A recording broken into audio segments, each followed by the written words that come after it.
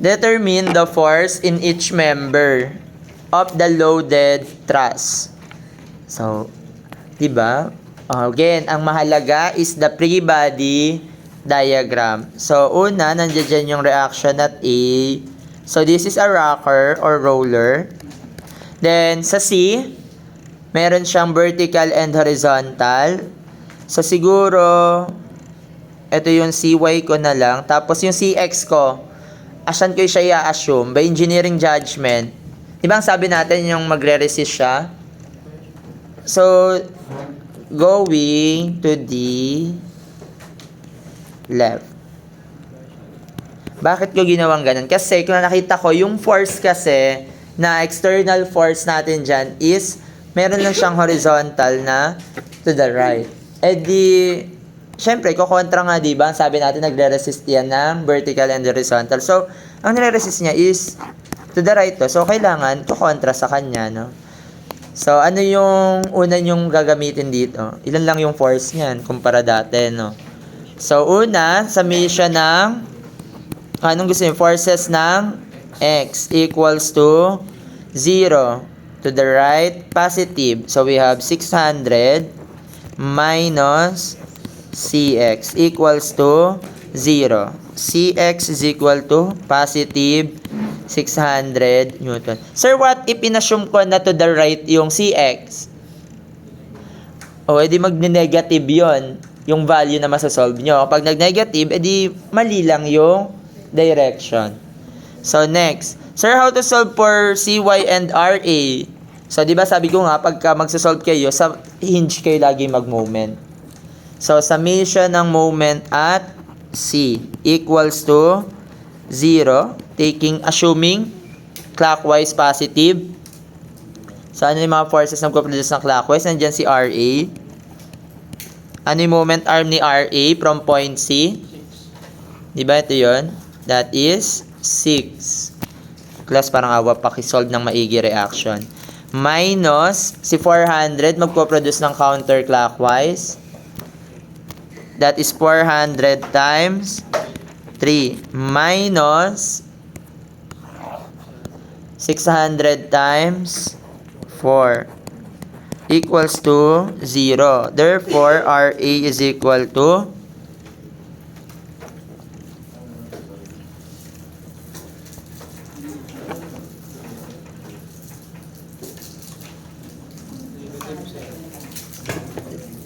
magkano? Positive.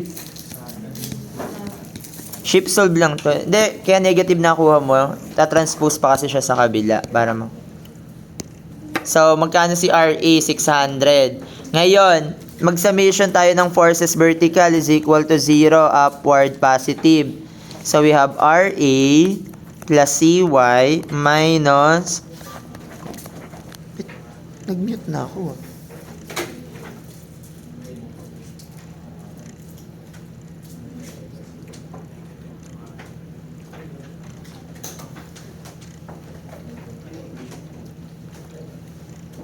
Ano daw? Please give companies urgent. Magkano to? Equals to 0. So, substitute lang natin si Ra na 600 plus Cy minus 400 equals to magkano Cy? Negative 200. Oh, sir, paano to negative yung value? Oh, okay lang naman, pero ang gagamitin yung value is negative kung hindi nyo papalitan yung sign. Kasi syempre ballpen yung gamit nyo, no? Ilalagay nyo na yung mga value nyo dito. So, we have Ra 600. Tama yung value. Cy negative 200. And then, 600, ano? Sir, okay lang ba negative yung value? Oo, basta yung sign, hahayaan nyo lang siyang ganyan. Or, kung saan kayo masanay, no? Kung gusto nyo, burahin nyo yung sign na yan, tapos ibababa mo itong downward, and then positive yung gagamitin nyo. Na-imagine?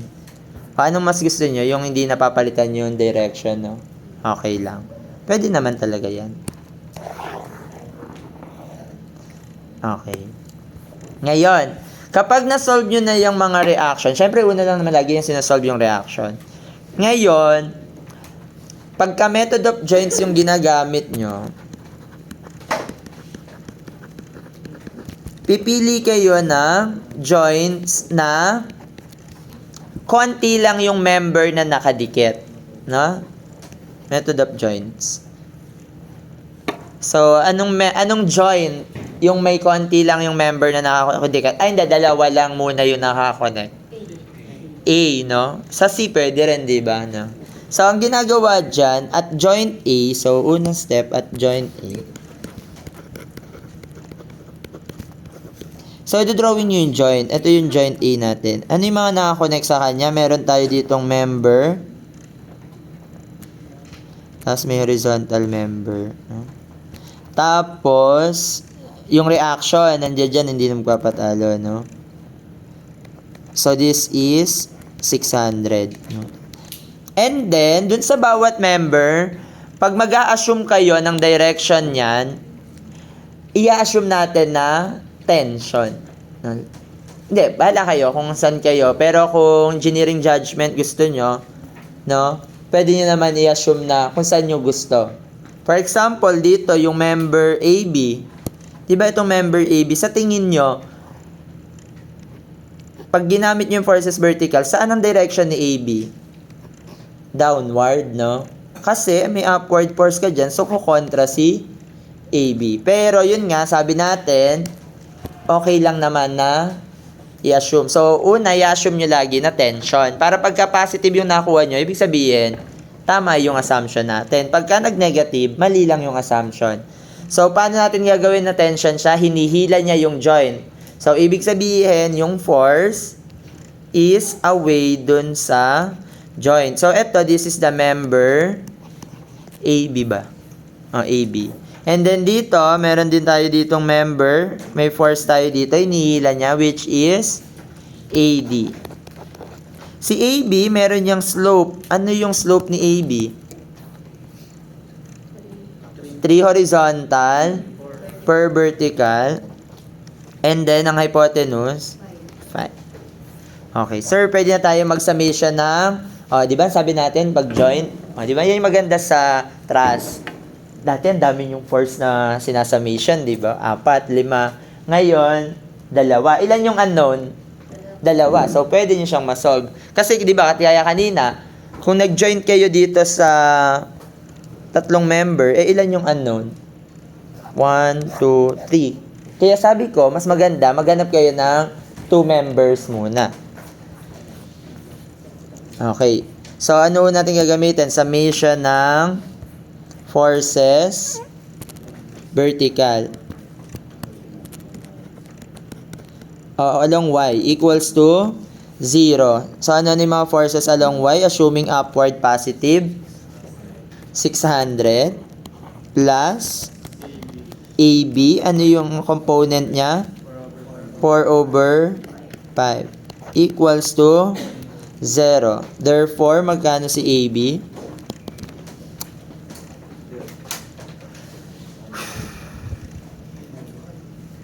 $3,000 divided by 4, 1,500, 750. Tapos negative 750 newtons. So, kung nakatabulate yan, so pwede nyo na ilagay dyan is AB, 750 newton, and then, lalagyan nyo siya ng C. So, ibig sabihin, 750 compression. So, bawal nyo lagyan ng negative 750 compression, no?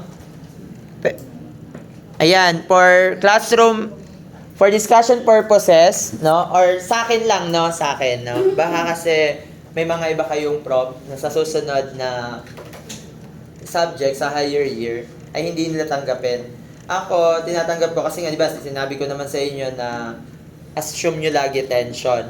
Kapag nakita ko na ito yung sagot nyo, binox nyo na yan, tapos hindi nyo nilagyan ng C, tatanggapin ko to. Ano? Kasi nga, sabi ko nga sa inyo, ang ina-assume natin lagi is tension. So, kapag nag-negative lang, understood na yon, no?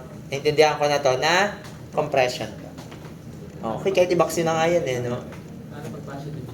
Pagka positive, yan na, solve mo dito, positive, so tension. So, lalagyan mo lang T. Ayan. So, ito yung ano natin. Again, vector nga siya. So, kapag So, kapag negative nga, that is compression. Pag positive, tension. So, next, ano yung isa nating formula? Summation ng forces along x is equal to 0. So, syempre, ang lalagay yung value dito kasi nga, ayaw na natin napalitan yung mga direction, di ba? So, ang AB, lalagay mo dito, negative 750. So, summation ng forces horizontal or along x is equal to 0. Ano yung mga forces horizontal? Si AD plus AB. Ano yung x component ni AB? 3 over 5 equals to 0. Substituting. Saan anong gagamitin na value na AB? Negative 750. 3 over 5 equals to 0. So, magkano si AD?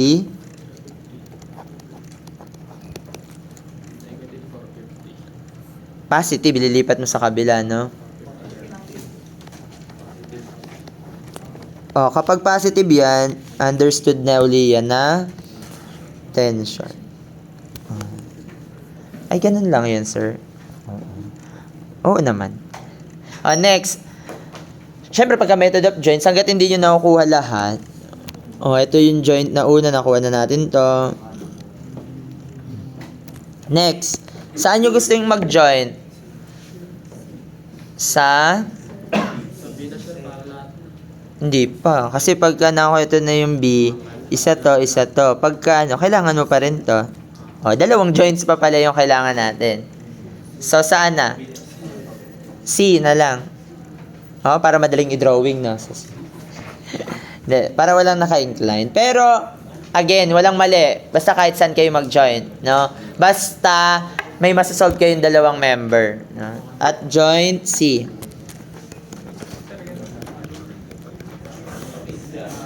So, dito dapat magaling kayo sa sa mga trigo, plane geometry. So, ano yung mga nakakonect kay joint C? Di ba may member tayo dito na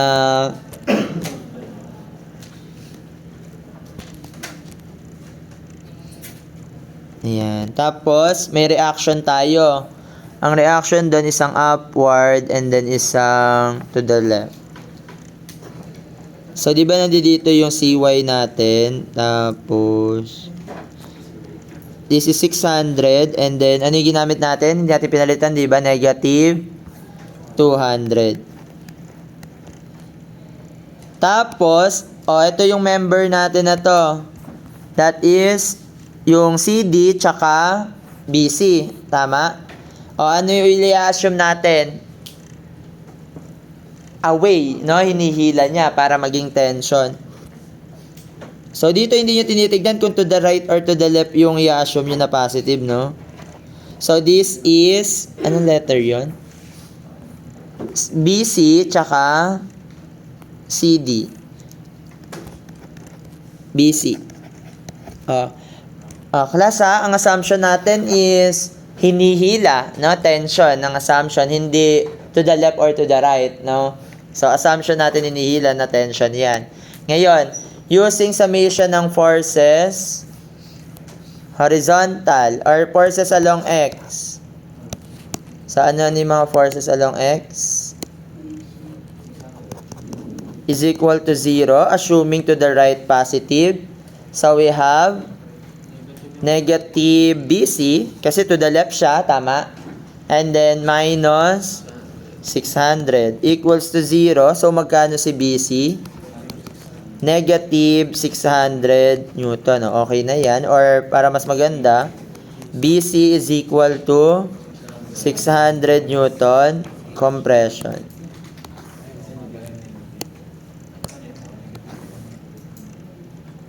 Next, summation ng forces along Y is equal to 0, assuming upward positive. So, ano ni mga forces upward?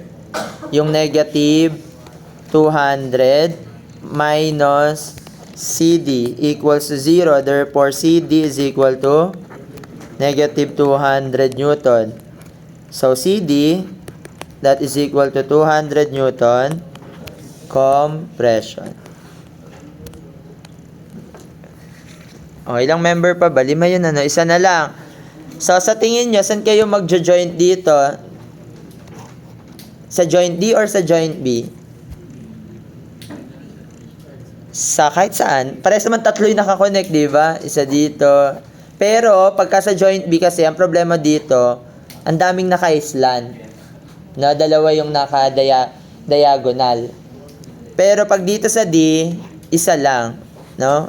O, sa D na lang tayo. So, kayo syempre yung mag-iisip, hindi ko sasabihin kung saan kayo magjo-joint, no? Syempre, dapat kayo yung mag-iisip na as an engineer, no? At joint D. So, drawing lang natin yung mga member na nakakonect.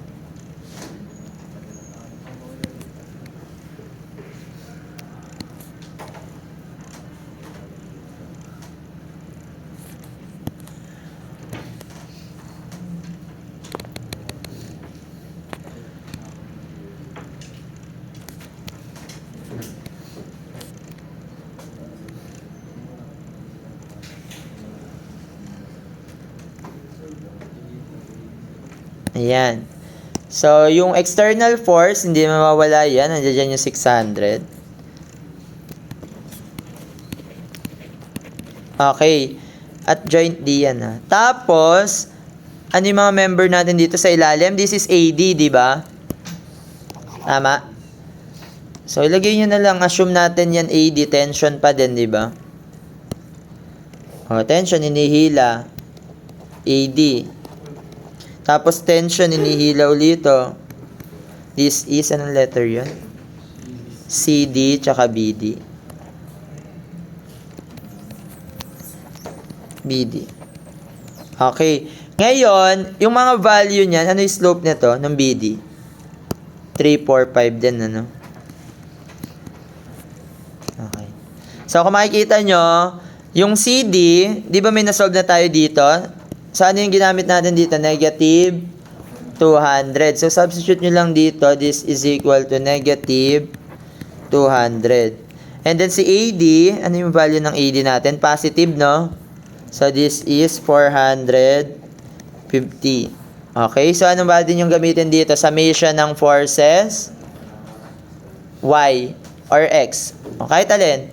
Summation ng forces along X is equal to 0 to the right. Positive. So, ano ni mga forces to the right? 600 minus 450 minus BD. Ano yung X component? 3 over 5 equals to 0. So, magkano si BD?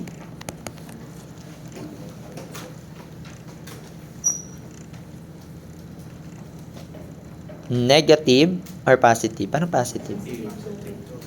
250 newtons.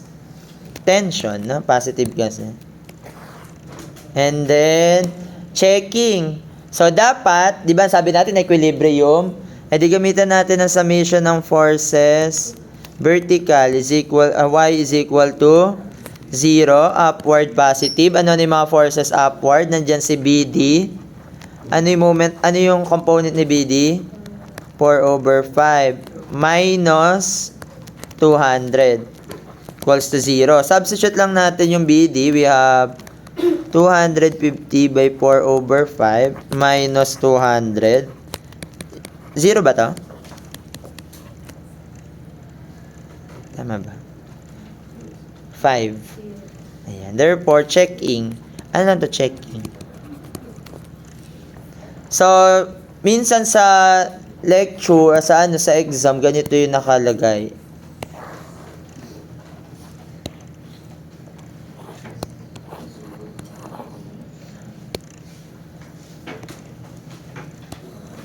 Ayan, mga nakaganito lang yung nakalagay. Kunwari, ilan yung member? 5, no? Dapat pala dinagdagan natin. Ano lang to? Siyempre nakasummary kasi yan, no? Pagka exam.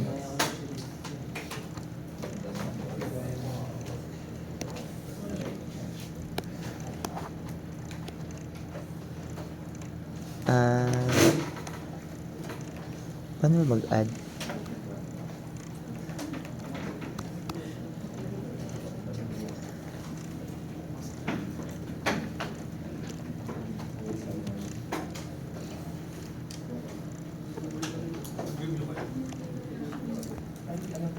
Ayan. O, dito ilalagay nyo lang dito yung member. Ay, Barbie. Yan, nakalagay dyan, member. Tapos, ang tawag doon? Forces. Tapos, nakalagay dyan, units. Tapos, T or C. Nalalagay nilang ganyan. So, ang mga member natin ay AB, AC, may AC ba dun? Parang wala. ABAD pala. ABAD, ABAD, BC, CD, tsaka BD. Ayan. Tapos, isa-summary nyo lang. Summarize lang yung sagot. So, ang AB natin, 750 Newton compression. Then, AD, magkano AD? 450 Newton tension. Then, for BC, that is equal to 600 Newton compression. CD, 200 Newton compression. And then for BD, 250 Newton tension. Ayan, naka-summarize. Sir, paano kung ayoko nito ilagay T or C? Kunyari, tinamad ka. Ganyan na lang ginawa. Kunyari, ganito yung ginawa niya. Duplicate. Sir, tamad ako parang ganyan. Diba, ang dali-dali naman, i-input mo lang C or T. So, sir, ganito yung ginawa ko sa, saan yung mga tapos tinamad ka maglagay nito. Ayan. Ayan. Pwede kong tanggapin to. No? Pero kung yung nilagay mo negative, tapos nilagay mo pa to ng compression, mali ka dyan. Mamali. Ayan. Pwede na yan. Ayan. Summarize lang to.